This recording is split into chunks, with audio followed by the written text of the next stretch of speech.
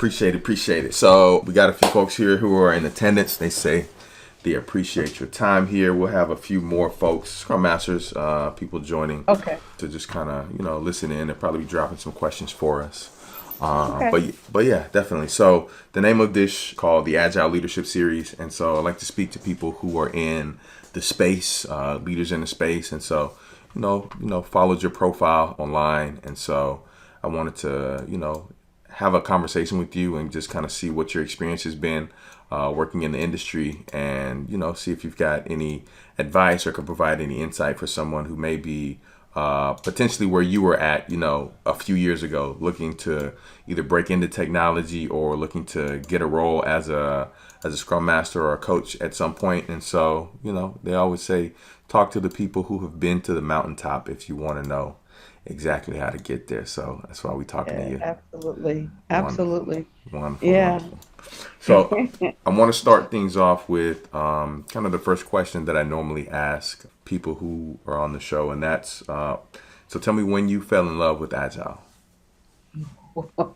I want to tell you, it's so funny. I just talked about this earlier today. It was years back. So I'm trying to remember. It was in the 90s when I first was introduced to it, and I was fighting it, really, really fighting it. And so when I got to a point, I want to say 2017, 2016, it may be a little later, I started working for Dell, and they put me on an assignment as a product owner. Okay. And I fell in love with it from that time. Just working in it, enjoying the fact that we have this small team, that we're all going to deliver this product in this short amount of time. I just love the way it worked. It was just great. So that was my moment. I fell in love with it. It wasn't about being a product owner and having that much control over what was going on. It was just the fact that you can collaborate with the developers, your testers, and your business all in one meeting all the time. And so we was getting things done and quicker, which I thought was more efficient. So it was great. I love it. Sure. I'm a lover of Agile. So tell me about, what was the first product that you were responsible for being an owner over? Tell us a little bit about that product owner. Yeah, we were working for a health insurance company, and we were changing how they update their benefits every year. If everybody know, benefits change every year at the insurance company, and it's a lot of work behind the scenes to actually set up those benefits. So we wanted to make it more efficient, and I was on the web team. When I first went, I want to admit to you, this is what happened.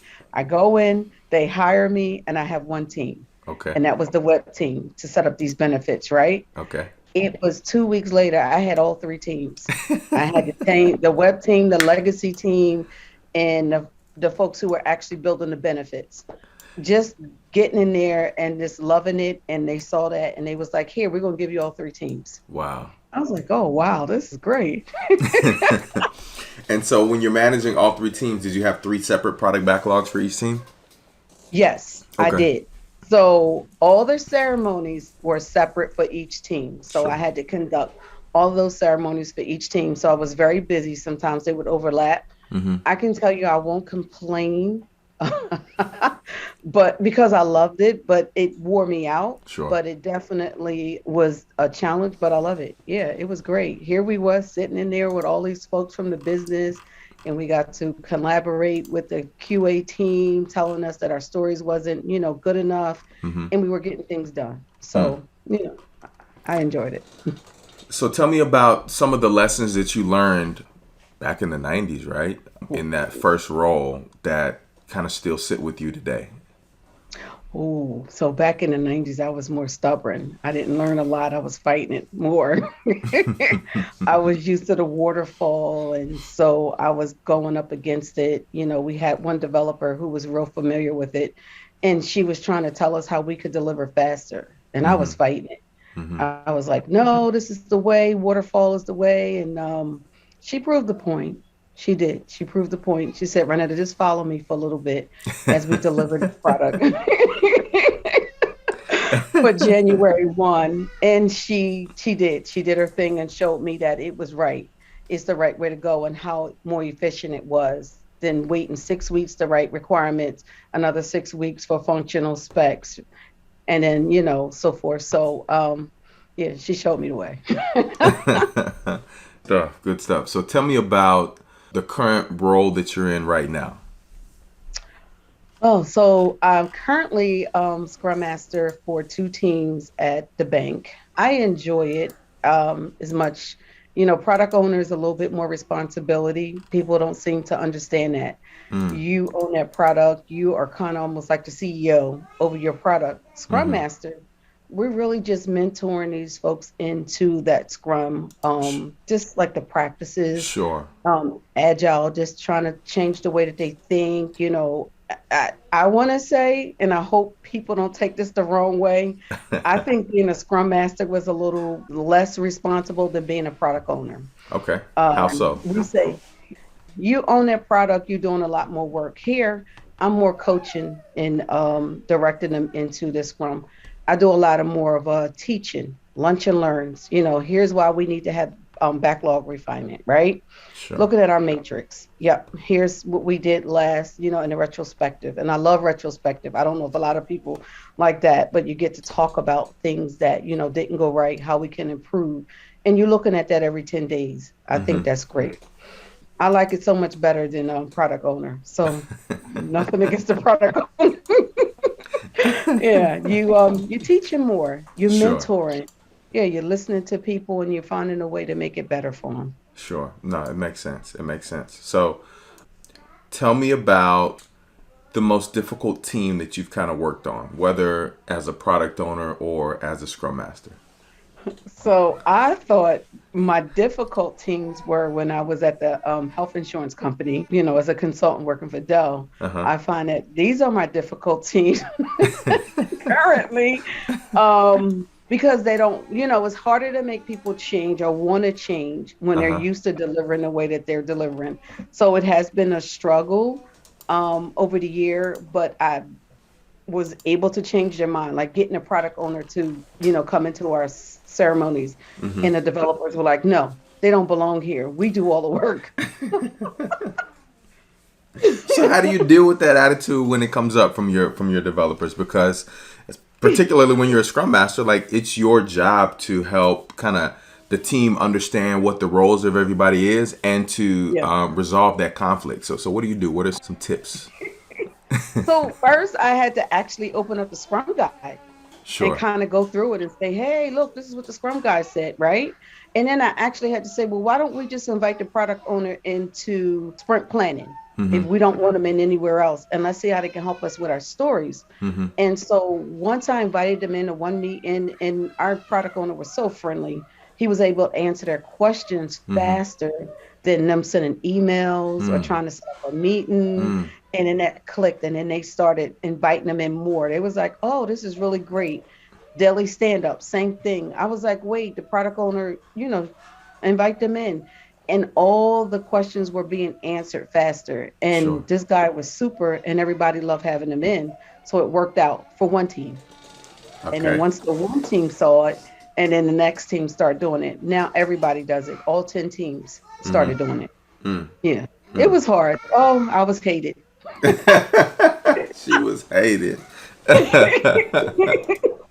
So, Well, so how much? because Go ahead. Because what? because developers want to know and want to deliver what they want to deliver, Y'all right? are too loud upstairs. But it was good when they saw that, oh wait, I have my answers right here, and we can build what we're supposed to build the first time, right? Because we have the product owner here to answer the questions. So that worked out. So yeah, I was hated, but you know what? It works now. So tell me about how you would. What do those conversations look like with the team when they don't get the requirements quite right? They try to push it to production. They get it to the very end of the sprint, and the product owner is there doing the sprint review, and potentially some stakeholders, and they say, no, this isn't what we wanted. How did your developers receive that, and how did you kind of coach and guide them through that process? Ooh, so let me really think about that, because it was difficult in the beginning. To me, I want to say this: the product owner really didn't have a lot to say. Mm-hmm. They would just deliver. And if it wasn't right in production, it just wasn't right. And then I started saying, hey, why don't we have, Pete look at some of these things before we start to deliver to production? right? That was the product owner. Then I got even better. I was like, wait, why don't we use our UAT that they didn't want to use? They didn't want them in there either. Why don't we use our UAT to be our last sign off? Because they're going to actually kind of act as that, stakeholder that we need to Sure. deliver to. They were against it. I was like, well, let's just try it. How about if we just try it one time and Mm-hmm. see how it works? We tried it the one time. It kind of worked better because we made changes even before we got to sprint review. Right. But once we got to sprint review and it wasn't right, we made the changes right there in that meeting, and everybody was more satisfied. But Mm-hmm. it was hard. They didn't want to listen, and again, they still hated me. But at the end, they changed and they started doing things differently. Sure. Yeah. Good to hear that. So I want to talk a little bit about one of the experiences that a lot of people who are in our community have when kind of transitioning into the role of a Scrum Master. And so particularly late 90s, early 2000s, as a Black woman in tech, you're probably already, if not the only face in the room, one of the few faces in the room, right? So how did these developers and even product owners sometimes and stakeholders that you're working with receive you as a Black woman in this space? And what were some of the struggles that you had to overcome? So you mean the struggles that we're still trying to overcome? Yes. Yes. So, and you're right, absolutely. So as I get assigned and I probably land in Rhode Island or in Boston, wherever they send me, Mm-hmm. yes, I'm the only Black face. And so it is hard, very hard. It's a challenge. I know my stuff, but you also have to prove it double when you show up in that room. And so it's hard to get people to listen. So what I had to do, and I know this probably was, I don't know, some people can call it a sellout, but I had to befriend somebody who did not look like me, get them to speak for me. And so it could get convinced and people would make the change. That was the only way it would work. I had the answers, but they wasn't listening to me. So I Mm-hmm. was like, oh, they like Susie over there. Let me Mm-hmm. get Susie to come over here and be my voice Sure. Sure. and my supporter, and then they would listen. Mm-hmm. So yeah, I'll ask you. I don't think it's called selling out. I think that's called being strategic, right? Yes. Because when we go into these rooms, if we want to have the impact that we look to have, and if we want to be successful in our roles, then we have to be strategic with the way that we implement things. And so, whether that's going to someone of a different race, or whether that's just going to the most respected person on the team. Because even in some situations when I'm in where I don't necessarily feel like the disconnect or the resistance I'm feeling is because I'm a Black man in that room, I feel like it's just because there are a bunch of people here that have been doing it this way for so long, and they are just resistant to change, no matter what color that change agent may be, right? So you've got to go and say, okay, who can I build allegiance with, or who can I become an ally with? And who can I use as the person who's going to kind of wave this agile banner? Who's the first person that is going to be able to sway the rest of the team? I need to get that person. I need to move that boulder first, and then we can Yes. start working on some of the other challenges. So I think that's super intelligent. It's great that you have the emotional intelligence to recognize that once you get onto the team or into that room, and you still find a way to overcome, right? We had to afford all our lives, right? Right. Even now, I still do it now. I use who I see that they admire the most, Mm-hmm. and there you go, and that's the person that can get those words through to the team, and we still become successful. So sometimes it hurts. I want to Mm-hmm. be honest. We're intelligent. Right. We are. And Absolutely. I think when we come in the room, I think we should be accepted, but we're not there yet. Sure. Yeah, especially when you're the only one that look like me Sure. and all of them. Yeah, yeah. But it hurts sometimes. I want to be honest about that one. Gotcha. Have you been able to build a community of people with similar experiences as you, as you've kind of moved through the ranks? I see that you've worked in a lot of different industries. You worked in the healthcare industry, you worked in the banking industry, you worked for, IT specific organizations as well. Have you been able to build allegiances with other agile professionals that look like you as you've been moving through this industry? Honestly, I would say no and Okay. yes. So no, it hasn't. Just recently, over the last year, Mm-hmm. I met April. and she introduced me to a lot. April Other than who? that, April who? April Jefferson. Okay. So yeah, and that's how I was able to connect. Other than that, no. Okay. It was just, yeah, you kind of like, to me, on this island alone, and they're Mhm. sending you in with these folks that you know that don't look like you, and Mhm. you got to make it work. Mm. And so I have, for all that time and all that experience traveling through. So this has been, I think, over the last year has been really great to be able Mhm. to meet, yeah, I think it's and really build this interesting. community Go ahead. I'm sorry. and have that community. I always say that when I'm in a on a webinar or something, and I see folks that look like me, I was like, this is excellent. People don't understand the struggle for all Mhm. this year, and I haven't had that. So yeah.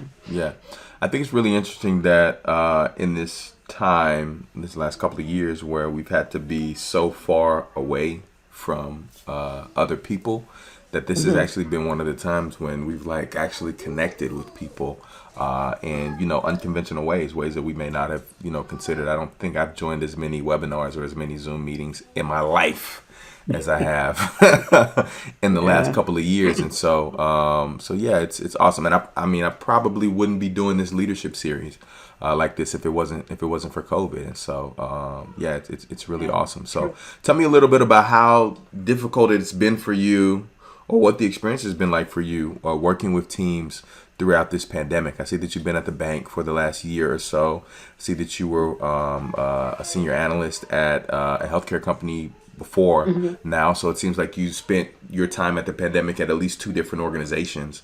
So tell me Hmm. about what that experience has been like compared to the previous years of working in IT.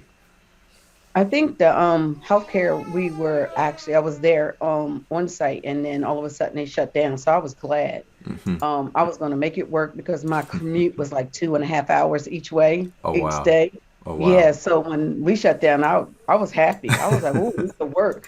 When they said go home, I got up and scooped all my stuff into my bag, Hmm. got in that car, and didn't look back. But when I got hired for a new position to go to the bank, Hmm. and it was all virtual through Hmm. Zoom, everything, my orientation, everything, it was kind of hard because you don't really get to see these folks face to face. I'm Hmm. trying to make friends Right. and find my way around Right. virtually. And so I made it work. Actually, I want to say this kind of worked out better. I joined all these organizations so I can get to know people. And as I would get on the Zoom, I would pick out names and start calling and, making lunch dates on the phone, virtual lunch dates. So I think I did better than any other time. Funny, funny, Yeah. funny. Yeah, I think it's kind of it's a little bit easier to see people's schedules and just Mhm. work with them, because everybody's got to keep their schedule up to date because we're not working Yeah. together anymore. So it's awesome. It's awesome. So I want to ask. I'm going to divert a little bit from this straight and narrow agile conversation that we're having. Tell me about um, this art gallery I see behind you, and this moadsf.org. Is it all one So word? Moadsf.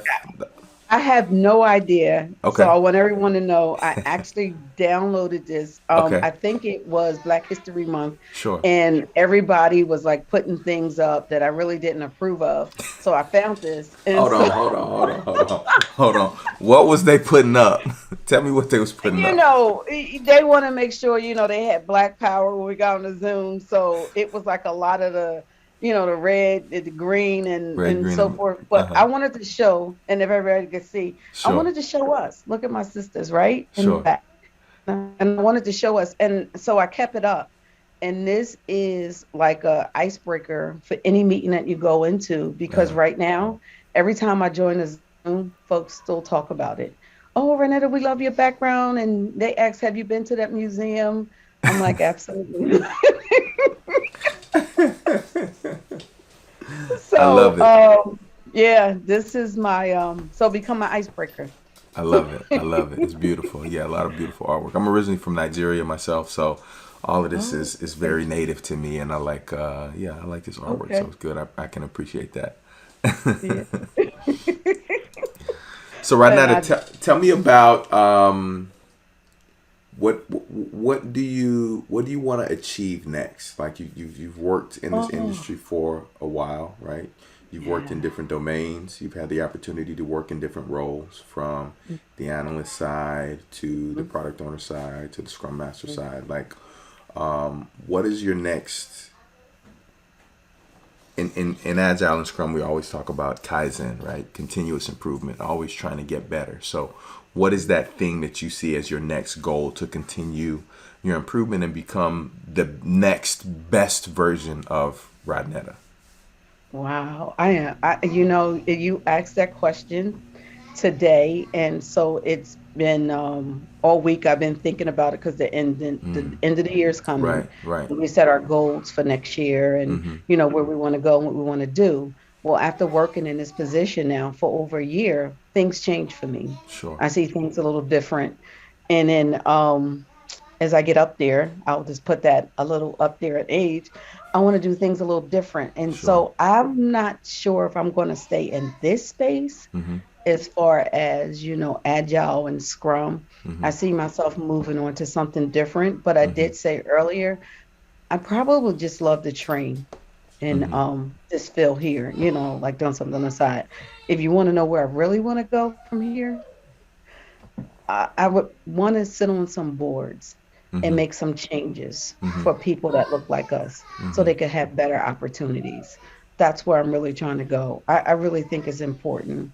And I'm hoping, I can do that. And I'm hoping that we can make some changes for those that are coming behind us. I don't want our kids and their kids to keep going through what we're going through. I really would like it to change. Because I'm the only one in the room doesn't mean I'm going to be disrespected. And because I chose to change the color of my hair. Not going to do that. We're not going to take no disrespect.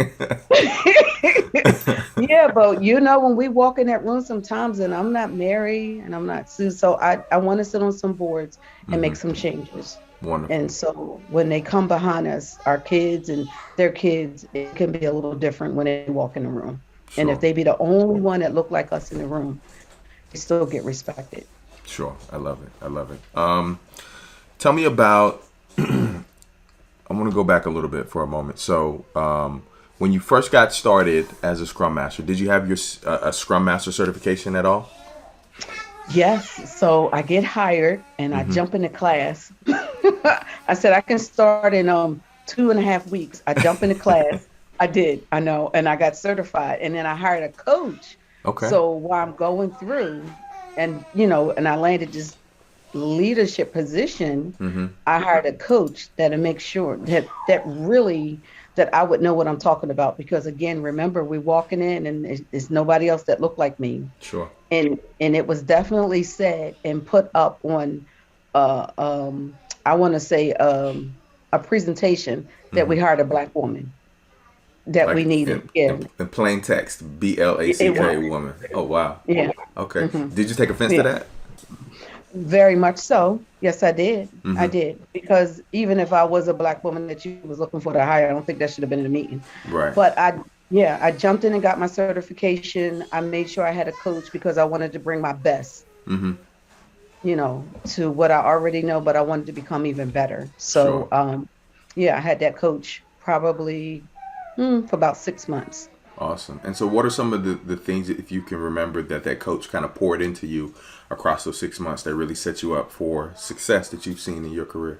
Reinforcing what I learned in the certification, in those 2 days, and also what I've already knew as, a product owner. But moving from a product owner to a Scrum Master, sometimes it's kind of hard because you don't have to be as detailed. So it helped me stay focused on what I was supposed to do, and also encouraged me and inspired me to keep being who I am, because understanding, remember, I got announced the Black woman was hired. So, yeah.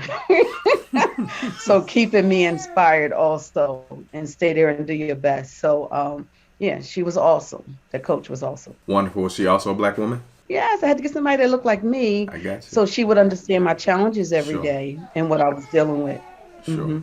Tell me about, if you had to take that journey again, but today, right? Because we've got some people here who are listening in that are either going through kind of their learning phase and looking to maybe acquire their first Scrum Master position, as well as maybe some people who are just at their first position and probably experiencing a lot of maybe what you experienced in your first role, right? That imposter syndrome, right? That, do I really belong here? Should I be here? Am I in the right position? Did they make the wrong choice? Did I make the wrong choice? Am I in over my head, right? So tell me a little bit about what you would say to them and how you would help people kind of navigate that self-doubt piece and ways to make sure that they set themselves up for the success. I would always encourage them, and if you can't get a coach like I did, each organization should have agile coaches. If they can't give you one, I would encourage you to join the agile community in your team, like for Scrum Masters in your organization. I also did that. So they have a community for Scrum Masters, and that was a place you can go and feel comfortable. It was like a safe space, so they can help you out with things you don't know. You meet folks that you can, mentor you. If you're new to this, if you're new to the organization, you just need somebody that you can actually lean on. And so that community was good. I encourage people to always reach outside of their organization as well. Sure. Like I met you on LinkedIn and some folks, because that keep you, first of all, keep you positive, and it keeps you in touch with folks that can help you out. Right. So I met a lot of people over the last year on LinkedIn. Just was very helpful, just jumping into webinars, stay up on your training. If you can find one every month, that'll be helpful. But as far as you going in and actually thinking that, I don't belong here, but I do belong here, please find someone that you can talk to in your organization that can help you out in that way. I met a lot of women, men. I would reach out to them. I see them on the meetings and I would ping them like, hey, can we have a meeting, a lunch or whatever? And those folks were very encouraging. Sure. I would call them. Yeah, they reassure you that, yes, you do belong here. They even explain their troubles that they had, right, when they first came in. So please reach out. Don't sit there and go through silence, it. Right? Oh, that suffering silence, it'll really get you. Yeah. Yeah. Anybody. I'll reach out to people on LinkedIn sometimes if I see that they're a Scrum Master and, hey, how's it going in your organization? How does it work for you? And that can help you out as well. Good. Yeah, don't be afraid to reach out. I'm on LinkedIn. Reach out if you want to reach out. All right. Yeah. Rodnetta Williams, she said it. Y'all can reach out. They're gonna flood your inbox now, so don't. Yeah, it's good to bring someone. It's good to help each other. Absolutely. And so it's been a challenge for me. It has not been easy, but I wouldn't change anything about it. And so if I can reach back and help someone and encourage them and bring them up in this, surely, reach out to me, whatever way I can help you and find you some resources that can get you help. Yep. Yeah, definitely. I would be there to help out. Yeah, we belong. Don't ever believe that we don't belong, and there was no wrong decision. I don't care what they put up on that billboard or that presentation. There go that black woman. I was like, hey. That's crazy. I don't know how I would react. We know how we should react, right? And so we think that we wouldn't react like that. But listen, that whole thing with George Floyd had just happened. Everybody had these big initiatives about, how we was going to do more for the community. And so maybe they thought that was a way that they should have invited me in. However, I kept my calm and I did what I was supposed to do in that meeting. And then afterwards, we had the conversation. Gotcha. So you got them on track. Good. All right. Well, we're almost at our time, so I want to reach out to some of the folks who are here in the chat and see if they've got any questions for Rodnetta. If you guys have any questions, go ahead and drop them in the chat so that we can, let Rodnetta go ahead and wind her day down. She was gracious enough to hop on here with us after probably a long day at work. So. Again, we really appreciate it. We really appreciate it. Did down for the year. But if I had to say anything about the Agile, I always tell folks, I think this was the best thing that came along for developers. I do. And you have some that have BAs on there and UAT, just to sit around the table and collaborate and to produce a product in such a small amount of time and to be able to collaborate with your stakeholders constantly. They're on the calls all the time, telling us whether we did right or wrong. This is more about conversation than it is documentation. I love that. Of course, you see, I love to talk, so that works. You know, it does. Yeah. So we get to communicate better. So communication, I think, is number one for this stuff. Absolutely. Did you have experience as a developer? So I started off coding, and I tell people this. I started off coding when I was 14. Oh, wow. But yeah, and I got bored, and I never wanted to do it after a certain period of time. And it's funny, my boss mentioned it last week, and I was like, no, I don't want to go that way no more. I don't want to. I don't want to do coding anymore. Sure. I just don't want to do it. I said to him, unfortunately, that's not where I'm going. Yeah. Tell me what happened in your life, or who was there in your life to get you into coding? Because I can't imagine when you were 14 that there were many, if any, black adults, much less kids, that were into coding. Really? Yes, my father and my uncle. Yes. So my father got me into it, and he talked me into it. When I started, I was in vocational school and just started winning all these awards and kept going. Yeah, my father got me into it. He worked for Roman Highs, and yeah, it was a chemical company. He was only black himself. Yeah, and he retired early because he couldn't take it no more. But yeah, he got me into it. There's a TV show series on Netflix. Man, I can't remember the name of that show, but it was basically about a black family that moved to Compton before we took over, basically, right? And so they were literally the only black family in the neighborhood. And the father was an engineer, and he talked about how like some of the engineers at the firm would like steal his designs and take credit for his work. And so I just think back when I think about, that long ago when people were working in the professional industry as some of the only black faces in an organization, how it could have been traumatizing. Like I was watching that like, oh my God, I would have lost my job that day. That would have been the day. They would have to drag me out of there. Well, my father, he did it for years, he retired, I think, when my sister, the youngest one, graduated from college. Awesome. Yeah. Awesome. So we got a couple of questions that come through. Do you feel like you're able to be yourself at work as a black woman, or do you have to show up as someone else? I'm going to take my time and answer because it is something that I struggle with every day. No, you have to show up and I right now feel like you have to be someone else. Me being myself is hard for them to accept. So let's just say right now I'm a good actress. Yeah. So it's hard. They tell you that they want us to be 100% ourselves every day. That is not being accepted right now. So, but yeah, we just keep going. I lived in a time when I couldn't walk on my sidewalk because we was black. So I'm okay. I know how to deal with this. Yeah. Yeah, that's powerful. So someone reminded me that the TV show I'm talking about is Them. I think it's on Netflix. So okay. Yeah, you should check that out. I'd love to get your feedback on if that's what you and your sister felt like growing up as little girls. I have to imagine that your family was well off. Probably lived in the I mean, we wasn't rich, but we were good because he made good money. But did you guys live in the neighborhood with other black people, or did you guys live in the neighborhood with Well, we first lived in that neighborhood where we couldn't walk on the sidewalk. Sure. And we couldn't ride our bikes on our sidewalk because we were the only ones. And so we moved. My mother moved because I changed.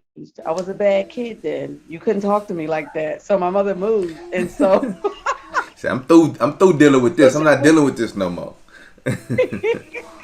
So she moved us to a neighborhood where they look more like us, and it actually worked out better. But I still went and became that good person in programming. Like I said, that came from my father, but not to ride on the sidewalk and stuff. I just couldn't take that no more. Right. Yeah, I wasn't part of the movement. I didn't march. All right, so we got a couple more questions. I got a Scrum Master that asks, how would you deal, as a new Scrum Master, how would you handle your first and second sprint with the new team? Well, are they saying they're totally new to this altogether? So let's go with that one, right? They're relatively recently certified. This is their first Scrum Master position. They have been embedded with a new team. how should they go about handling their interactions with the team? I personally would say for that Scrum Master and new to the team, set up individual meetings with each team member so you can Mm-hmm. get to know them and they can get to know you too. So you can feel a little comfort. You'll know that, Jim probably likes to do certain things, and just so you can have some interaction with them. And as far as the work, you're going to be new to the environment anyway. Just get to know what the work is and be yourself. Honestly, if I had to give you advice, be yourself and let them know who you are when you walk in the door. Mm-hmm. That is right. That's true. Yeah. But Yeah. yeah, meet with them individually so you'll know who they are. Yeah, that's my advice too. You want to build a personal relationship with them because again, Mhm. you want to be able to determine who's going to be your ally on the team and who's going to be Mhm. like that tough egg that you got to crack open and make an omelet out of, right? But absolutely, I find that is much better. You find out because you have that time where right now we can't go in nobody's office, right? Or you can't go to nobody's desk Right, because we're right, virtual. right. You see the pictures. Oh, you have children. People love for you to talk about their kids, Absolutely. or you from North Carolina. Oh, I was down there from Lackawacky, county or whatever. You'll find some interest, but you'll find interest, and that's good. I found those were my best times. And then we get together as a group. I Mm-hmm. found it was easy. Yeah, Wonderful, because wonderful. now they know Rodnetta is not a serious Scrum Master. They don't want to joke with them from the morning time until the afternoon. If they need something, oh, I'm right there. Just Sure. ping me. Hmm. Good stuff. Yeah, that's the Yeah, best type of scrum master to be. We shouldn't be looked at as adversaries to the team. The yeah, team should want to embrace you and welcome you in. So yeah, definitely need to build that personal relationship with them first.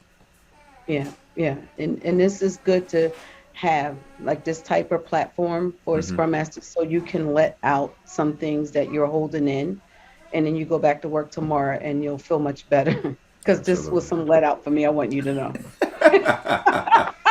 So you gotta tell me what was so crazy or unnerving about your day at work today.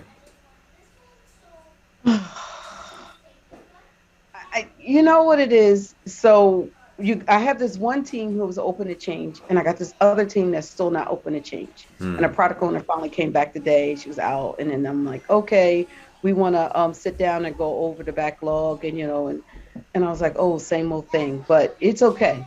I'll work Right. through it with her. Yeah. Yeah, we made some changes. They don't want to make those changes. And I hung up the phone. I was like, still the same thing, but that's okay. We're going to get through this. We are Yeah. going to make the changes. Yeah, Yeah, just oftentimes it's a process because if your product owners like product owners I've worked with in the past, it's like I've been at this organization for so long. I know this product so well. mhm, I've been doing this mhm. before you got here. I'm gonna be doing this after you're gone, and so I don't want to change the way that I work. Absolutely. And I'm like, I understand that, but we're making some changes in the organization. Right. So it would be best if we, jump on that and make those together. Yeah. She's like, well, I don't think it's necessary. I was like, this is not the day. This is not the day. Not to. Not 2 weeks before Christmas break. Not today. And I threw that in there. I was like, woo, Christmas is almost here. Counting down. That's Yeah. funny. Yeah, well, that's always going to be one of the struggles that we face, and one of the things that I was telling some Scrum Masters, I think it was yesterday, like that's what makes the difference between Scrum Masters who have a short run in this and the ones that have a long run, because the ones who have a longer run are the ones that figure out ways to deal with difficult personalities and difficult situations Mhm. and can help overcome those obstacles and still help the organization adopt change, because ultimately at the organizational level that's what they usually want to do and that's what they brought us in for. And so if you can Right. figure out how to deal with those personalities and how to overcome those obstacles at the team level, then you'll be able to go up maybe to like the portfolio level, organization level, enterprise level, and then now you've got all these war stories that you can go and tell these senior level executives about. Our transformations take years and are so difficult, and you've actually got some experience under your belt that you can draw from and that you can help coach Yeah. and mentor other people through as they're going through it. Yeah. Yeah. It definitely is challenging because people don't like change. But the other Absolutely. thing I want to say, I jumped in an emotional intelligence class. I Mm, just felt like I needed to. mm, I felt like that was missing from any training for this. I think mm-hmm. project management actually introduced that in and they had to start taking it. I think it would be helpful for anybody that's doing this because you'll learn how to deal with different personalities as well. And Absolutely. then, on top of that, read a book on boundaries because you got to set some boundaries too. Because we're not slave masters. We're not. We're We're not. scrum masters. Yeah, Yeah. absolutely. Absolutely. Mhm.